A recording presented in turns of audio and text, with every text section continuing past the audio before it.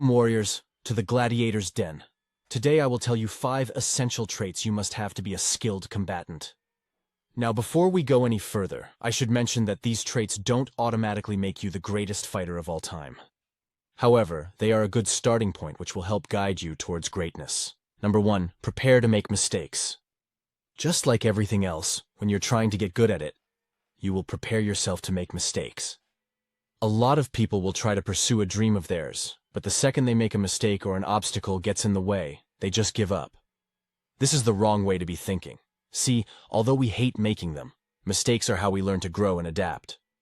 If we never make mistakes, we'll never know when we do something wrong.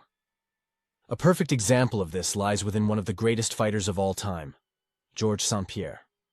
GSP only has 2 losses on his record, and that is because after he lost twice, he saw what he did wrong and didn't make those same mistakes again. Because of this, he was able to retire as a champion, so don't be afraid to make a mistake. It may help you in the long run. Number 2, stay disciplined. Fighting doesn't only rely on a strong body, but to also have a strong mind. As a fighter, you have the specific mindset that very few people have. This is what drives many to success in MMA. It's the discipline that will bring you success. Discipline is important because it's ignoring something you want right now for something better later. It's about making long-term happiness decisions rather than short-term happiness decisions. Discipline will reveal the commitment you have to your dreams, especially when there are days you don't want to. Your future is relying on you to keep the promises you made to yourself yesterday. Number 3, great stamina. This one is one of the more important traits in this video. See, you can have the biggest and strongest muscles, but that doesn't mean you are going to win a fight. This is because muscles require oxygen, so when you're exerting yourself in a fight, all the oxygen is going to be pumped to the muscles, and you will gas out very quickly. But if you start doing cardio, it will improve your stamina and endurance and will keep you in the fight for longer. Jog or run for at least an hour or every other day. With this, do at least 3 to 4 hours of cardio a week, and this will drastically increase your overall stamina and endurance. Think of what Rocky said. It's not about how hard you can hit. It's about how hard you can get hit and keep moving forward. How much you can take and keep moving forward. That's how winning is done. Number 4, using proper training and conditioning.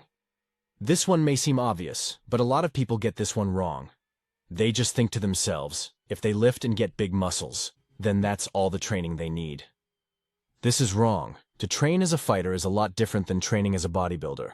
As a fighter, you will use strength training, knuckle conditioning, shin conditioning, and lessons in any type of fighting. Strength training is how to get stronger without getting bigger. You do this by lifting the weight for 1 to 5 reps for 3 to 4 sets with 1 to 2 minutes rest in between sets. Knuckle conditioning is to prepare the knuckles for punching by hitting hard objects like the wall in order to build a thicker, tougher layer of skin. This prepares your knuckles for combat and gives you overall stronger knuckles.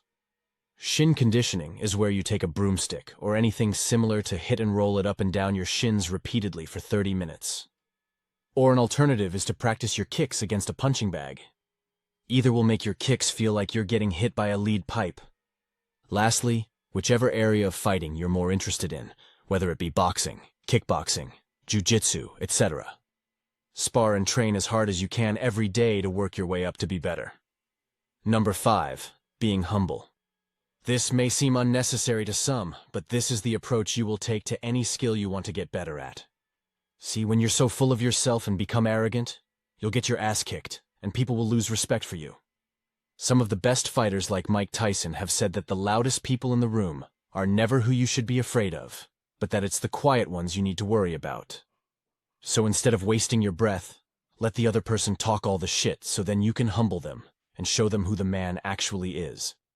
This is also important for when you're sparring and training. Your sparring partners will respect you more if you decide to be humble and respectful rather than a loudmouth. Before I end the video, I will mention my email is under the About section of my channel if you have any questions. That's all for now in the Gladiators' Den. Get after it, warriors.